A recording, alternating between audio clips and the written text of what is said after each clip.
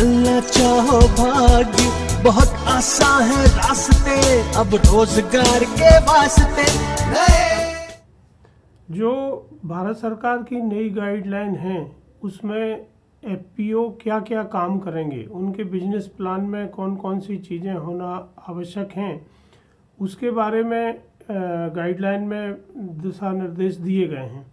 मुख्य रूप से अगर इनको 3 तरह से हम क्लासिफाई कर सकते हैं। एक है मार्केट लिंकेज, जिसमें सभी एफपीओ अपने सदस्यों को एग्री इनपुट की मार्केट लिंकेज देंगे। मतलब सभी एफपीओज को खाद, बीज, पेस्टिसाइड और हॉर्टिकल्चर के बीज, बायो प्रोडक्ट के बीज सप्लाई के लिए लाइसेंस लेना होंगे और वो अपने डायरेक्ट मैन्युफैक्चरर से या होलसेलर से मटेरियल लेके अपने सदस्यों को इनपुट सप्लाई करेंगे। दूसरी मार्केट लिंकेज में जो दूसरी लिंकेज है वो है उनके प्रोडक्शन को मार्केट में बेचना। तो चूँकि एफपीओ एक जैसे तरीके से काम करेंगे, क्लस्टर में काम करेंगे फसल आधारित, तो उनके पास huge quantity with same quality material होगा, तो वो डायरेक्ट एक्सपोर्टर को, होलसेलर को या प्रोसेसर को बेच सकते हैं। तो ये हुई मार्केट लिंकेज। दूसरी है फाइनेंस लिंकेज। फाइनेंस लिंकेज में उनको कंजम्पशन लोन, उपभोक्ता ऋण, production loan, short term, long term और मिड टर्म लोन दिलाना है। और इंश्योरेंस, जिसमें क्रॉप इंश्योरेंस भारत सरकार चलाती है, इसके अलावा लाइफ इंश्योरेंस है, मेडिकल इंश्योरेंस है, असेट का इंश्योरेंस है, ये सब लिंकेज उनको अपने सदस्यों को देना है। और तीसरा है नॉलेज लिंकेज। नॉलेज लिंकेज में अच्छी खेती करने के तरीके, सेम पैकेज ऑफ प्रैक्टिस की ट्रेनिंग, टूल्स, उनको जो मशीन उपकरण चाहिए, और टेक्नोलॉजी, ट्रेनिंग और टूल्स, ये 3 चीज़ों की लिंकेज उनको देना है। इसके अलावा भारत सरकार द्वारा पहली बार एफपीओ को वैल्यू एडिशन करके भी सामग्री बेचने का लिए अधिकृत किया है कि जो एफपीओ सक्षम होंगे वो उनके उत्पाद की वैल्यू एडिशन करेंगे, प्रोसेसिंग करेंगे और उसकी मार्केटिंग करेंगे। तो ये जब बिजनेस प्लान हम बनाएंगे और बिजनेस प्लान में ये सब चीज़ें हमें डालना ज़रूरी है। अब एफपीओ का जो सदस्य है वो लगभग कम से कम 300 सदस्यों से शुरू करने का निर्देश है और अधिकतम 500 सदस्य या उससे ज़्यादा सदस्य बना सकते हैं। तो ये सदस्य, जैसे मैं पिछली बार कह रहा था, ये वो होना चाहिए जो एक जैसे सामाजिक आर्थिक स्तर के लोग हैं या जो एक ही तरीके की खेती करते हैं और जो क्लस्टर में रहते हैं। तो सदस्यों का चयन बहुत सावधानी पूर्वक करना होगा, क्योंकि अगर कुछ सदस्य ऐसे होंगे जो बहुत धनी होंगे या बड़े किसान होंगे, कुछ सदस्य ऐसे होंगे जो बहुत कमज़ोर होंगे, छोटे किसान होंगे, तो उनके बीच में समन्वय बिठाना बहुत कठिन हो जाता है। देखिए, ये जो एफपीओ आप बना रहे हैं ये कोई सामाजिक गतिविधि नहीं है, ये मुख्य रूप से व्यापार की गतिविधि है। इसीलिए इसको सोशल एंटरप्राइज कहते हैं, जो सामाजिक के साथ साथ व्यापारिक गतिविधि है। तो सदस्यों का चयन बहुत सावधानी पूर्वक होना चाहिए, और अगर कोई भी गलत सदस्य आ गया तो वो पूरे बिजनेस को ख़त्म कर सकता है, लड़ाई झगड़ा शुरू कर सकता है, कोर्ट केसेस कर सकता है। तो ऐसी स्थिति से बचने के लिए ये आवश्यक है कि बहुत सावधानी पूर्वक हम सदस्यों का चयन करें, क्योंकि सदस्यों को जोड़ना आसान होता है पर उन्हें निकालना बहुत कठिन हो जाता है।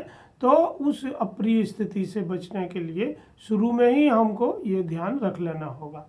अब ये जो 300 सदस्य हम बनाएंगे, इनमें से हमें 11 मेंबर ऐसे सेलेक्ट करना है जो प्रमोटर मेंबर होंगे। इन प्रमोटर मेंबर्स के द्वारा ही कंपनी को प्रमोट किया जाएगा। तो इन प्रमोटर मेंबर्स का चयन उन 11 मेंबर्स में से होना चाहिए। ये लोग ऐसे होने चाहिए जो अपना समय दे सकें, उत्साहित हों, नई नई चीज़ें करने में जिनको रुचि होती हो और जो थोड़ा सक्षम हो, ताकि शुरू में वो अपनी भाग दौड़ करके कंपनी को स्थापित करने में मदद करें। इन 11 सदस्यों में से 5 सदस्य ऐसे हमें सेलेक्ट करना है जो बोर्ड ऑफ डायरेक्टर्स होंगे। शुरू में ये जो बोर्ड ऑफ डायरेक्टर्स होंगे इनको हमें लेना होगा और इसमें कम से कम एक महिला बोर्ड ऑफ डायरेक्टर होना आवश्यक है। तो ये 5 लोग जो बोर्ड ऑफ डायरेक्टर होंगे, फिर इनके नाम से ही कंपनी रजिस्ट्रेशन की प्रक्रिया प्रारंभ होगी। तो सबसे पहले क्या क्या हमें कानूनी प्रावधान हैं कंपनी के रजिस्ट्रेशन के लिए, तो इसके बहुत लंबी ये प्रक्रिया है। इसमें कई तरह की अनुमतियां और कई तरह के सर्टिफिकेट हमें लेना होते हैं। तो अच्छा ये होता है कि हम किसी सीए की या कंपनी सेक्रेटरी की मदद लें, तो वो आसानी से ये प्रक्रियाएं पूरी कर देते हैं। हालांकि ये सभी प्रक्रियाएं अब ऑनलाइन होती हैं, आपको कहीं किसी ऑफिस में जाने की ज़रूरत नहीं है। तो अगर आप ऑनलाइन खुद कर सकते हैं तो आपको कोई फीस नहीं लगेगी। अगर आप ऑनलाइन नहीं कर सकते हैं तो आप किसी भी सीए की या कंपनी सेक्रेटरी की सेवाएं ले सकते हैं। और ये कंपनी सेक्रेटरी सामान्यतः 30-35 हज़ार से लेकर 40,000 रुपये तक में ये पूरी प्रक्रिया संपादित कर देते हैं। इससे ज़्यादा फीस देने की आवश्यकता नहीं है। इसीलिए भारत सरकार ने 40,000 रुपये तक अधिकतम व्यय इस कार्य के लिए देने का प्रावधान किया है। तो सबसे पहले हमें लेना होगा डिन, डायरेक्टर आइडेंटिफिकेशन नंबर। ये डायरेक्टर आइडेंटिफिकेशन जो नंबर होता है ये 8 डिजिट का नंबर होता है और मिनिस्ट्री ऑफ कॉरपोरेट अफेयर्स से ये मिलता है, ताकि इस नंबर से ये पहचान होती है कि डायरेक्टर कौन है। और ये डिन नंबर के साथ ही एप्लीकेशन दी जाती है। दूसरा नंबर होता है पैन नंबर। इन सभी डायरेक्टर्स के पास उनका परमानेंट नंबर होना चाहिए जो इनकम टैक्स डिपार्टमेंट से जारी होता है। तो सबका पैन नंबर होना आवश्यक है। फिर इन डायरेक्टर्स का हमें डिजिटल सिग्नेचर लेना होता है। तो जो डिजिटल सिग्नेचर है वो भी ऑनलाइन अप्लाई करने पे मिल जाता है।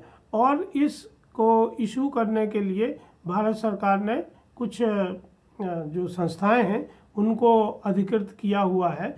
तो ये जो संस्थाएं हैं यही संस्थाएं ही ये नंबर जारी करती हैं। और ये भी जो सेक्शन 24 है भारतीय इनकम टैक्स एक्ट का, उसके तहत जारी होते हैं। फिर आपके एफपीओ को एक नाम सोच लेना होगा, जो नाम आपको रजिस्टर करना होगा। नाम देखिए ऐसे होना चाहिए जो आपके काम के साथ रिलेट करें।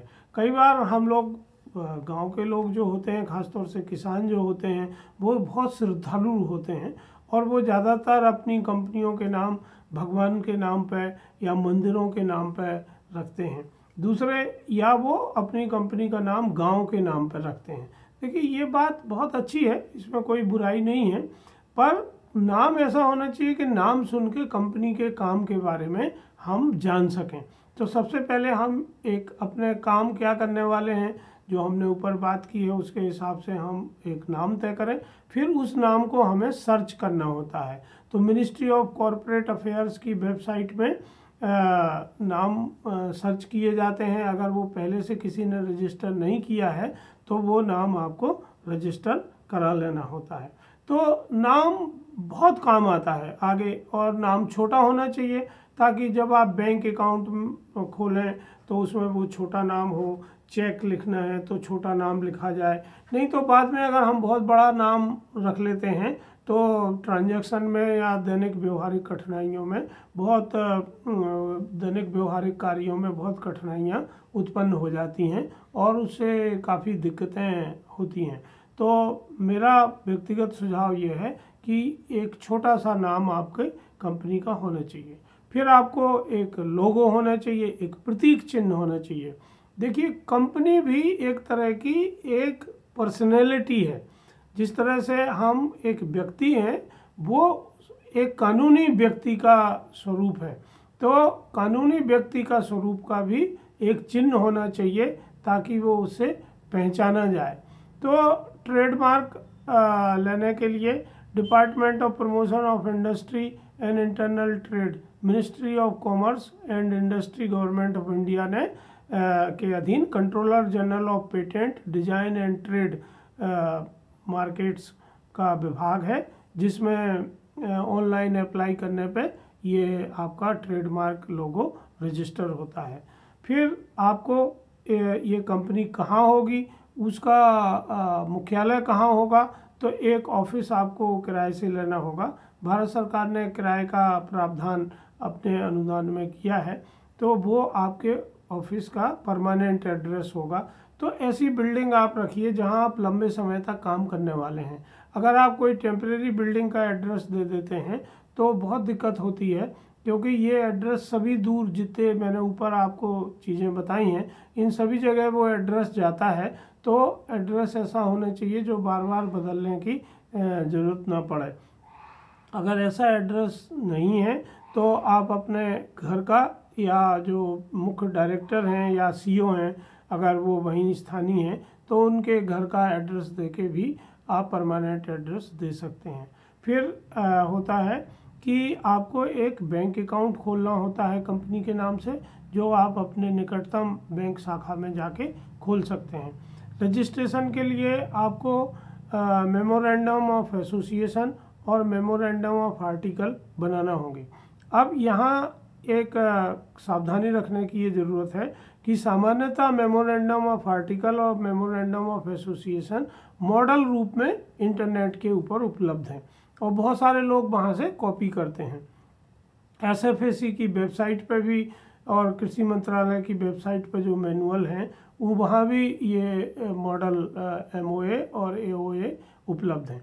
पर भारत सरकार ने जो नई गाइडलाइन जारी की है, जो मैंने आपको बताया कि जो काम उनको करना आवश्यक है, वो काम आपके एमओए और एओए में आना आवश्यक है। अगर आपके मेमोरेंडम ऑफ एसोसिएशन में वो काम नहीं लिखे हैं, वो उद्देश्य नहीं लिखे हैं, तो बाद में आपको दिक्कत होगी। वो काम आप कंपनी के थ्रू नहीं कर सकते हैं, और कंपनी के थ्रू नहीं कर पाएंगे तो भारत सरकार से जो अनुदान उन कामों के लिए है वो मिलने में कठिनाई होगी। तो ये सब तैयारी करने के बाद फिर आपको रजिस्ट्रार ऑफ कंपनीज़ में ऑनलाइन एप्लीकेशन देना होती है, और आरओसी में ऑनलाइन एप्लीकेशन अपलोड करने के बाद, फीस जमा करने के बाद आरओसी आपका रजिस्ट्रेशन का सर्टिफिकेट जारी करते हैं, जो सामान्यतः 15 से 20 दिन में आ जाता है।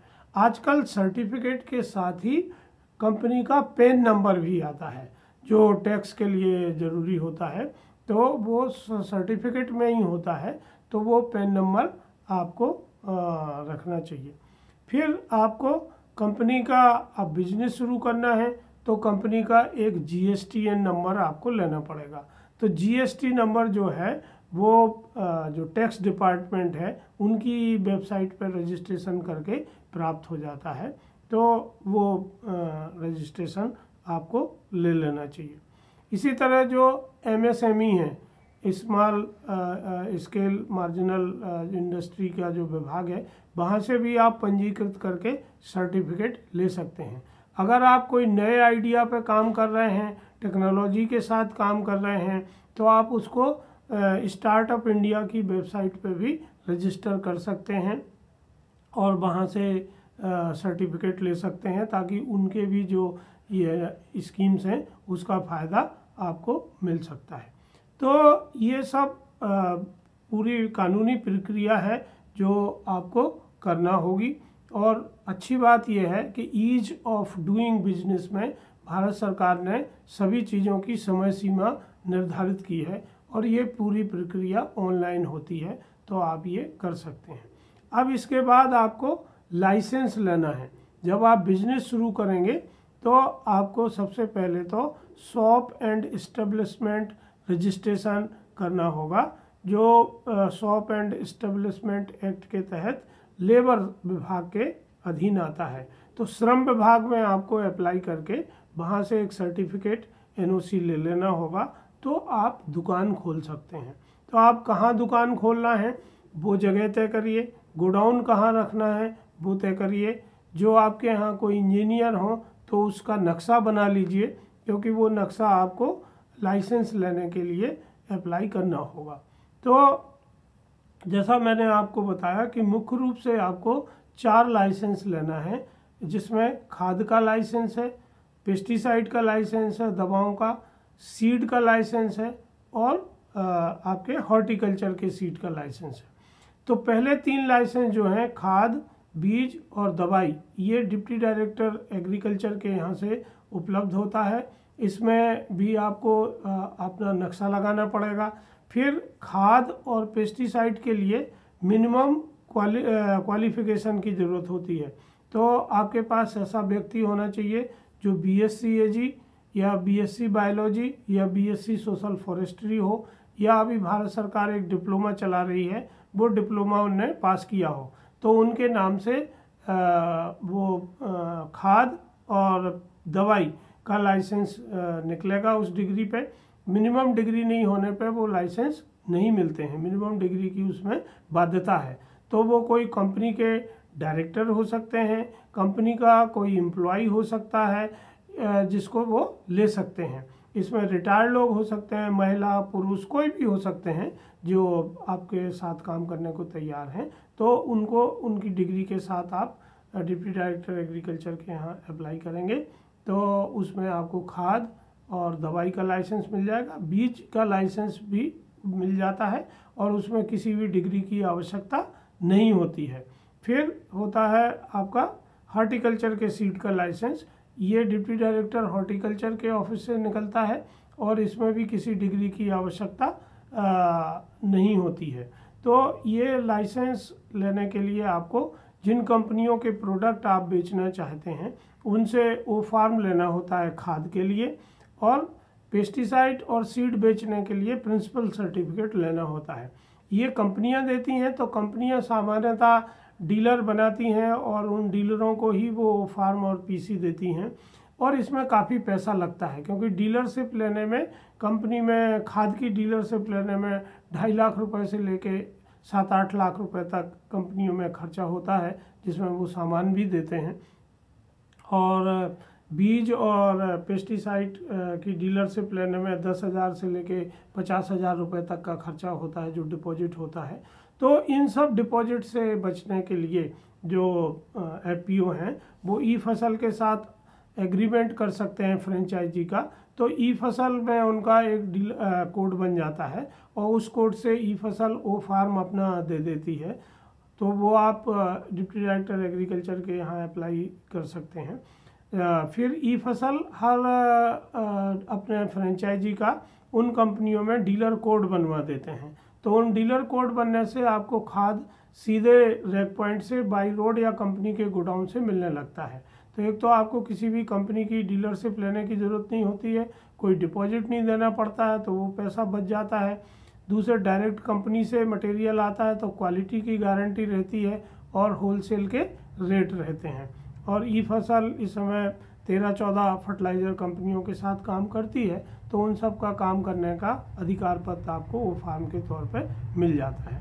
इसी तरह जो पेस्टिसाइड और सीड हैं उसके लिए प्रिंसिपल सर्टिफिकेट ई फसल ने जिन कंपनियों से डीलरशिप ली हुई है उनके वो प्रिंसिपल सर्टिफिकेट आपको दे देते हैं, तो उन कंपनियों का काम भी आप कर सकते हैं। तो ये जो पूरी व्यवस्था है ये प्रोड्यूसर फार्मर प्रोड्यूसर ऑर्गेनाइजेशन को संचालित करने के लिए, उनके व्यवसाय को चलाने के लिए है, जो मैंने संक्षिप्त में आपको बताया है। मैं यहाँ ये भी बताऊं कि जिस तरह मैंने पूरी प्रोड्यूसर कंपनी की प्रक्रिया बताई है, लगभग इसी तरह की प्रक्रिया कोऑपरेटिव की भी है। तो अगर आप प्रोड्यूसर कंपनी ना बना के अपने राज्य के कोऑपरेटिव एक्ट में सहकारी समिति रजिस्टर करना चाहते हैं तो उसमें भी लगभग यही प्रक्रिया होती है। तो ये आपको तय करना है कि आप उसको सहकारी समिति में बनाना चाहते हैं या प्रोड्यूसर कंपनी में। इसके बारे में बहुत सारे सवाल मुझे पूछे गए थे, तो मैंने उन सब का एक साथ जवाब देने की कोशिश की है।